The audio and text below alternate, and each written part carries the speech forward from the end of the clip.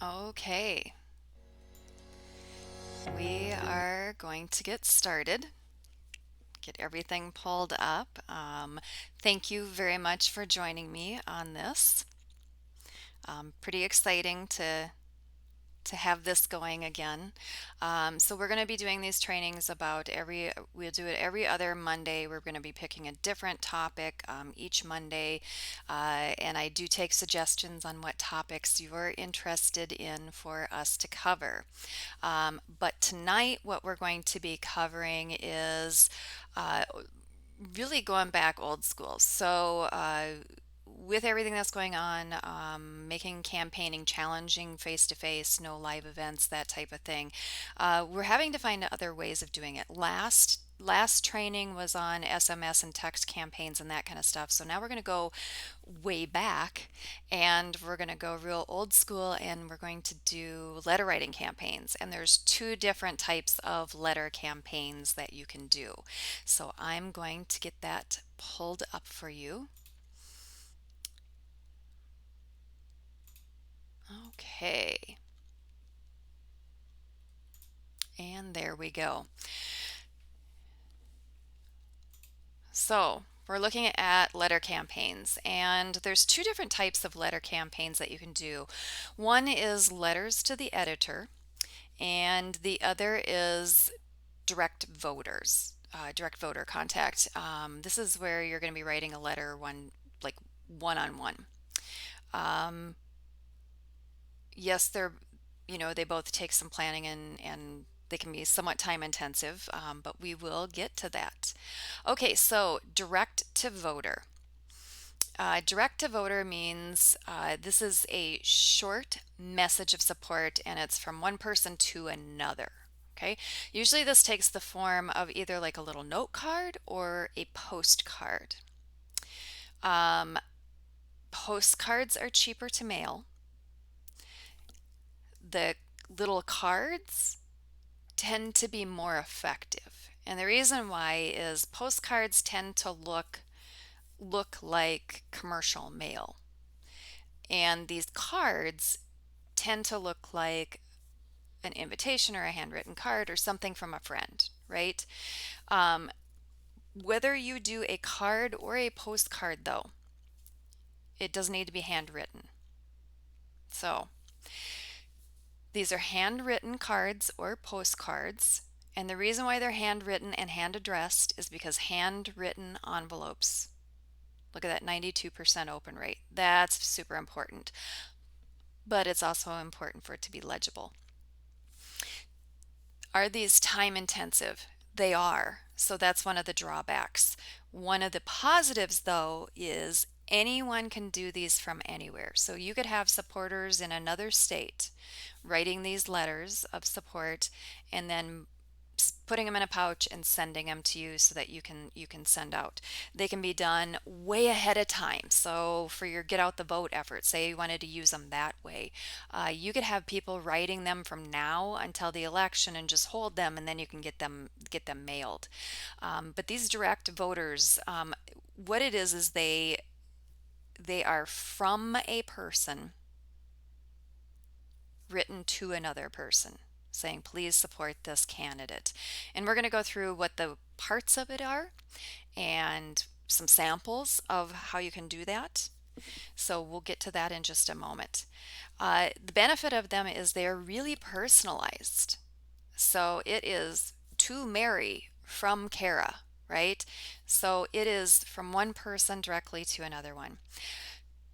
You do need to, in your data sorting, match your demographics. Ideally, the age of the volunteer will match the age of the person receiving it. So if you're segmenting out millennials, you will want millennials to write it. If you are segmenting out Gen X or Gen Z, you're going to want a volunteer to match that. If you have segmented out, you can go really tight. Guys who are really into fishing, probably ideally want a guy who is really into fishing. So as close as you can match those demographics, please do so. Divide up your demographics too, generally speaking. These types of letters are more effective the older the voter. And I am saying generally speaking. However, if you have an issue that is super important to a specific demographic, say 2A rights, then they will see that as something important and it's very effective. If it is a general letter of support um, from millennial to millennial, you're going to have to be very careful of your messaging, and you're going to have to run it by several in that age group and say, how does this sound to you? Would you change? And get honest opinions on that. You're going to want to use a real stamp. Do not ruin all of your effort by using metered or printed stamps. You're going to want a real stamp. Uh, unless keep it general, unless you know the policy position preferred by your voter demo. So if you have voter information and they care about a particular issue, marijuana rights or um, water rights on your town council, or whatever that is, keep it general unless you know the policy position. You don't want to send out a general one that mentions a specific issue.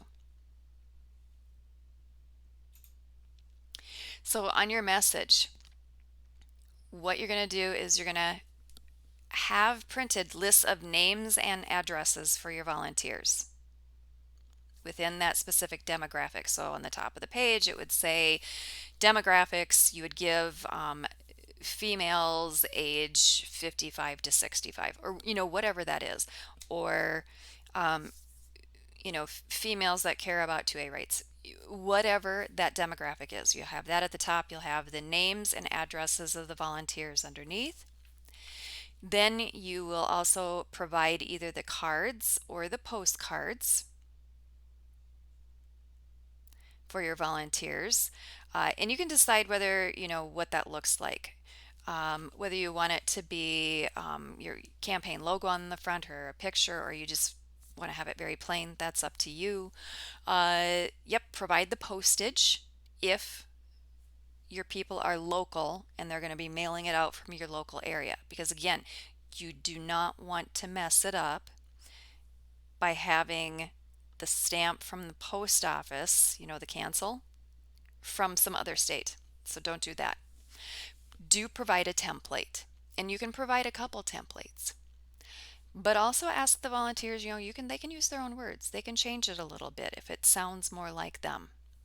Refer to the candidate by name and title if they have a title, but not just first name.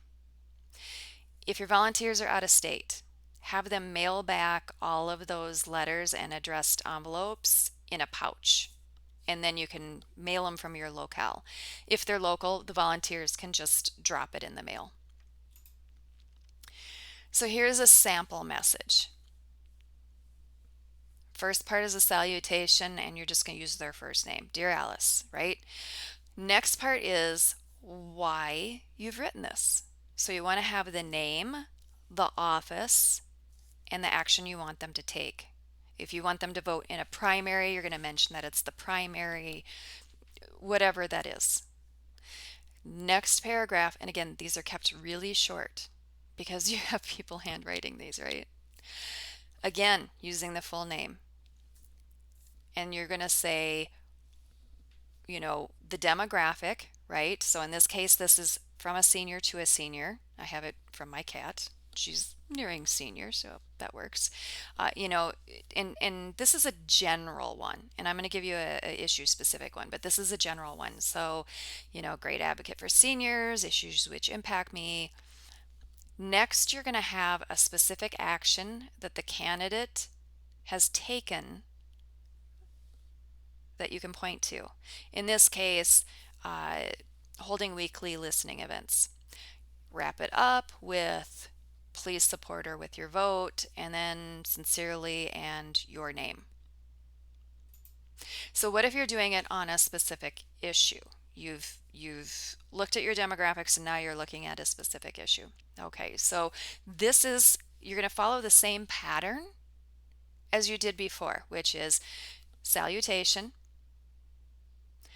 When you do an issue one, now you're going to lead with the issue because you know these are only going out to people that really care about this issue. Like this is their burning issue.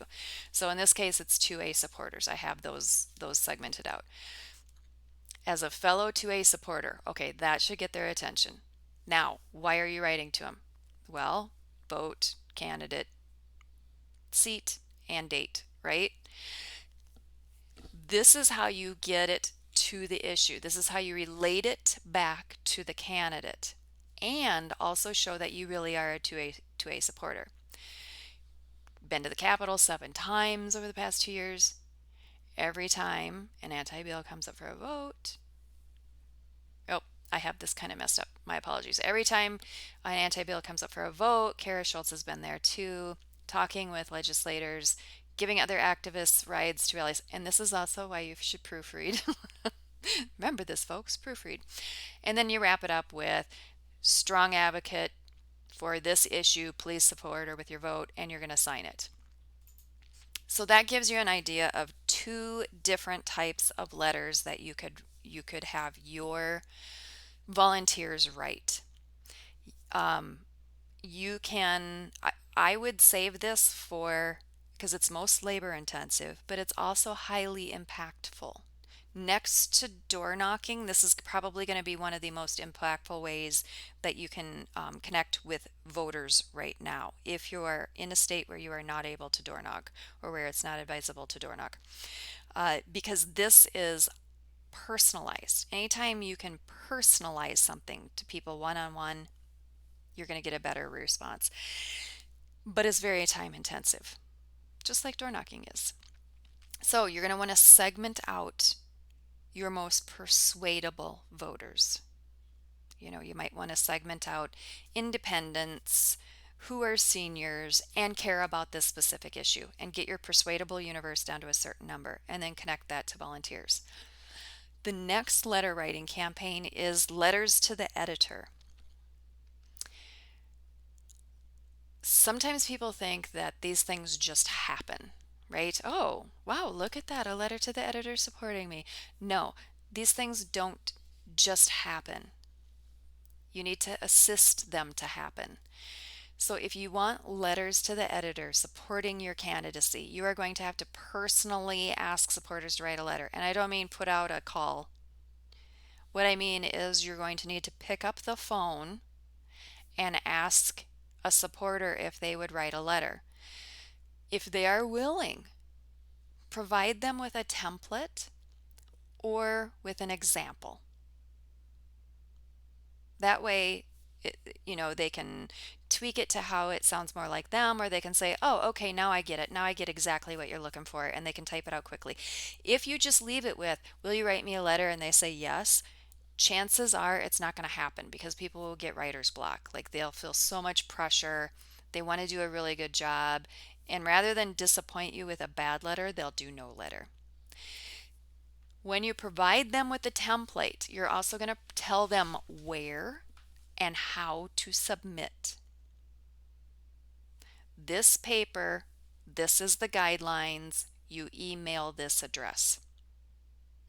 Give them the guidelines of the publication. It may be word count, it may be geographical area that they have to live in, whatever those guidelines are. Give them the guidelines. Don't just link them to where the guidelines are. Copy and paste them into the body of that email that you're sending them. Time your topics to tie into your campaign messaging. That way they reinforce one another so that when people go to your website, they're like, oh, and look at that. You can also time your topics to tie into some burning issue that comes up. Pick smaller local papers. You are more apt to get the letters to the editor in. So some basics for letters to the editor. Focus only on one topic. Obey those word counts. They will tell you a word limit. Be very clear and very concise. General rule of thumb, 200 words or less to make your point. You do not need to talk like an academic or a policy expert. Sometimes people think they need to put in 500 million statistics or that kind of thing or sound super, super, super polished. That's not accurate. What you do want to do is use emotion and a personal story. However, if you do lay down a fact, you better cite the source. So, steps, okay? In writing, if you're going to give people, kind of a template, they want to identify the person endorsing and the office sought.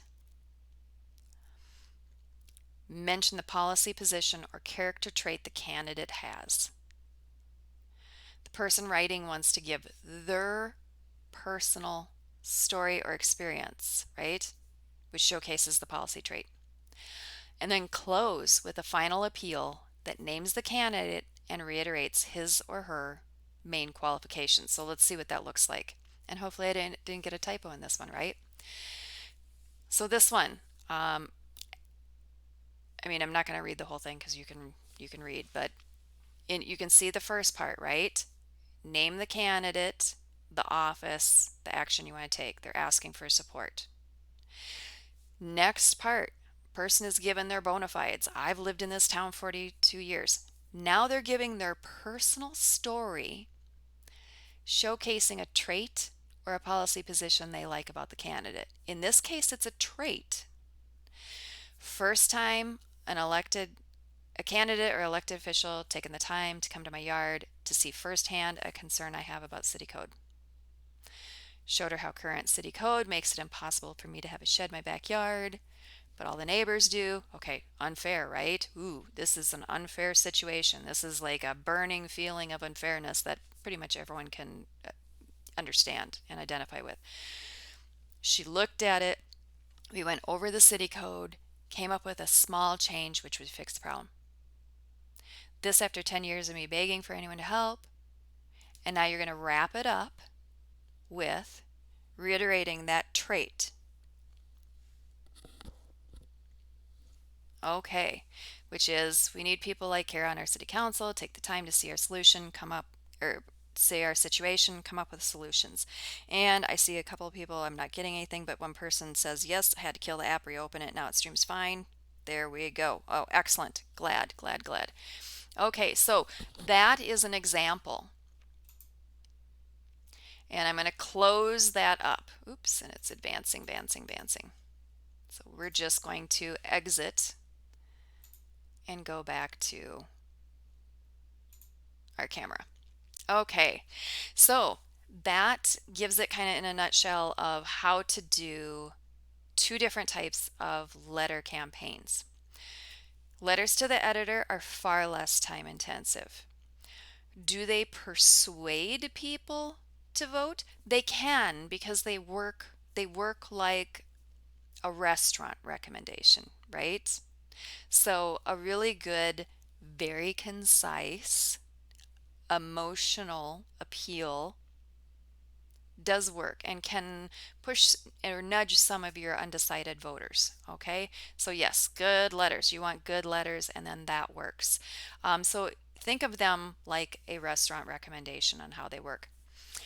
The direct voter letters, that is almost like taking the place of door knocking. Can it 100% take the place of door knocking? It can't. But if you cannot door knock, this is a very good way to get some one-on-one voter contact. The fact that it's not the candidate writing the letter, it's someone else, a peer, writing a letter to another peer, that's kind of the magic of those letters. So I hope this works for everyone. I'm going to open it up for questions. So if anyone has any questions, pop them into the chat. I'm so sorry, one of our persons is now they have audio but no video. Don't worry because these are recorded. I do load them up onto the YouTube channel. So they are available and archived for you. So we will do that. But if anyone else has any questions, I will wait for just a moment in case you do. But on the event page, I will archive them. And then also in the emails that I send out to candidates and campaign teams, I put that on there.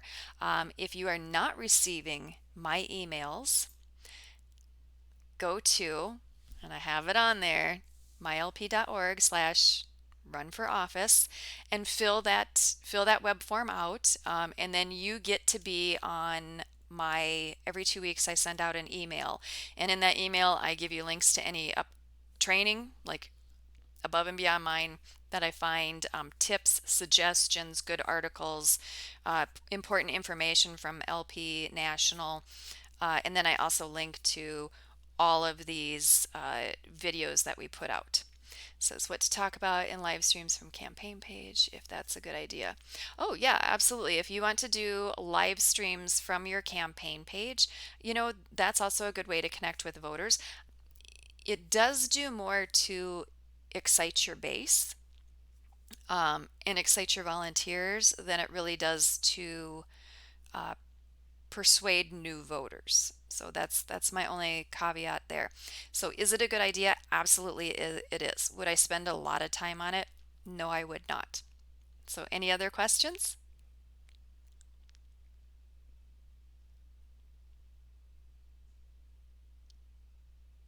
Okay, I am going to wrap this up and thank you guys very much for joining me. And again, this will be archived to YouTube. We do want to build up a library for our candidates, so you can access these trainings at any time. So with that, I thank you very much and see you not this next Monday, but the one after that. Thank you very much.